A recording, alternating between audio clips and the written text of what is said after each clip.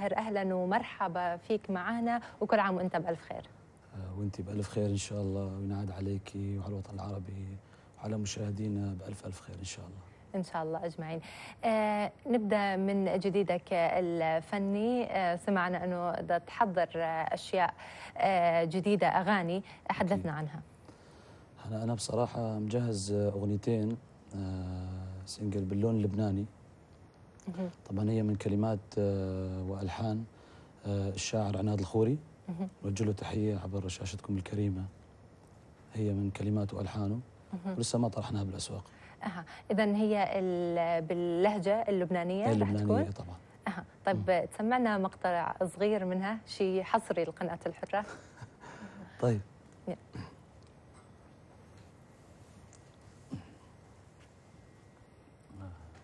طبعا أغنيتين سنجل راح أسمعك، في عناية مشددة وفي تؤبر عظامي. أنت حي واحدة تحب تسمعي؟ اللي أنت تختاره، اللي مجهزة.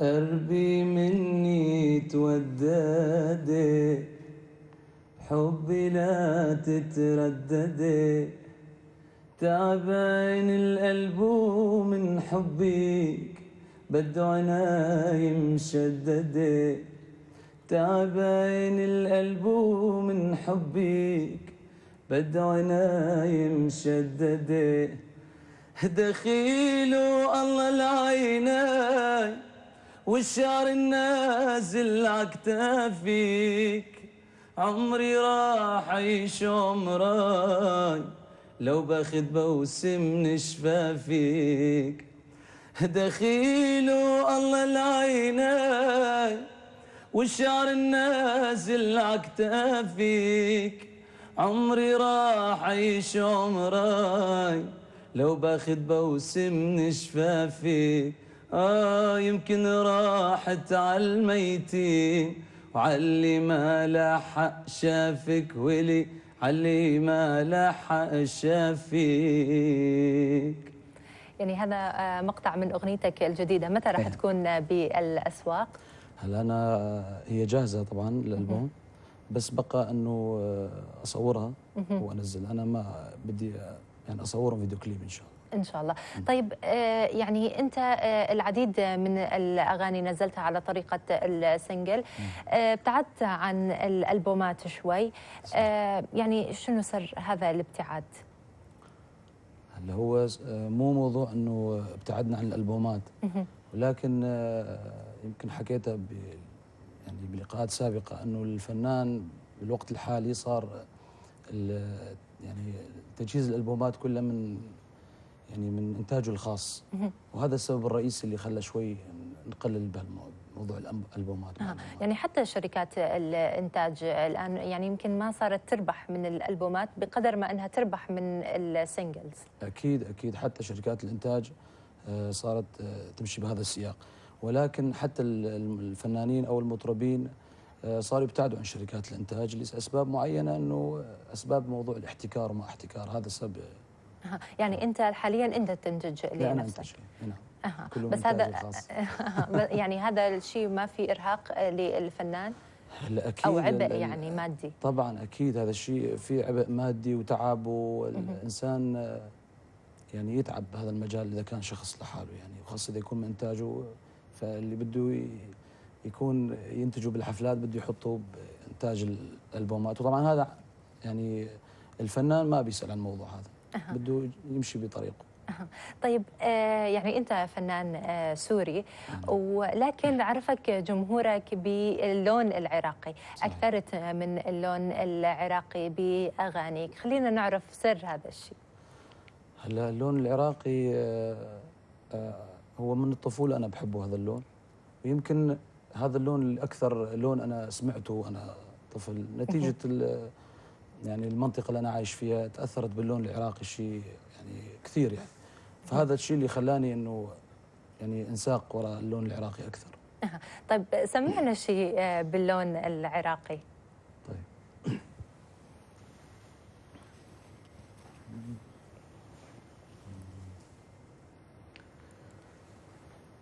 إذا فعلا تحبيني، إذا فعلا تحبيني، عندي شروط اسمعيني. إذا فعلا تحبيني، عندي شروط اسمعيني.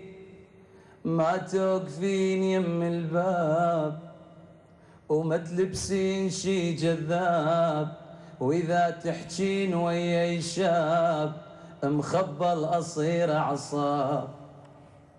هذه شروط يا عيني، تقبلين ما تقبلين، هذه شروط يا عين. ما توقفين يم الباب وما تلبسين شي جذاب، وإذا تحجين ويا شاب مخبى الأصير أعصاب. هذه شروط يا عيني، لأن شرقي وغيرتي بلوى وقلبي يذوب من هوى. عربي وغيرتي بلوى وقلبي يذوب من هوى، وانتي شابة وحلوة على الغيرة تجبرين. شكرا لك. أيضا قدمت أغنية نرجس نرجس بالكردي. طبعا لقت أصداء حلوة عند الشباب. برأيك يعني ليش الفنانين الآن يعني يروحون للمزج بين العربي والكردي؟ هلا اللون الكردي يعني لون مميز، مثله مثل الألوان الباقية العربية، الألوان يعني لون مميز وعنده في شغلات حلوة اللون الكردي. طبعا نرجس نرجس أنا هي مو من هي أغنية فلكلورية قديمة. نرجس نرجس هي يعني كلمة نرجس نرجس هي أغنية فلكلورية قديمة كردية، لكن مزجها الفنان حسام الرسام، نوجه له تحية، هو اللي مزجها بين العراقي والكردي، فطلعت حلوة يعني. وأنا بصراحة حبيت الأغنية وغنيتها. غنيتها بطريقتك مع تغيير كلمات، أو هي خليتها مثل ما هي؟ لا لكن غنيتها ما غيرت بصوتك فيها بس صوتي، ويمكن أنا اللفظ أنا جبت أكثر منه لأنه أنا كردي الأصل، فهذا الشيء خلاني يمكن أنه أحس فيها أكثر، هذا السبب يمكن. طيب لك العديد من الأغاني إلك، لكن أنت تغني لمغنين آخرين. من أكثر الفنانين اللي تحب أنك تغني لهم؟ هلا بصراحة أنا يعني كثير فنانين أغني لهم يعني، بس يمكن أقرب اثنين هم إلي هو كاظم الساهر وماجد المهندس، بس يمكن ماجد أكثر. طيب الفنان ماجد المهندس يعني ممكن تشوف فيه المثال لك يعني تقتدي فيه بالساحة الفنية؟ طبعا شيء أكيد، الفنان الكبير ماجد المهندس نوجه له تحية عبر شاشتكم الكريمة. فنان يقتدى فيه لأنه تعب لحتى وصل صوته بنجاح يعني بصراحة يعني طبعا شيء طيب أكيد. نسمع أغنية، شو تسمعنا؟ من أغاني تحب تسمعي من أغانيك أنت، يمكن محضر لنا مجبورين عفناكم. طيب سمعكم مجبورين عفناكم. طبعا مجبورين عفناكم هاي من كلمات الشاعر شواخ الأحمد وتوزيع محمود برازي، نوجه لهم تحية. من اسمع.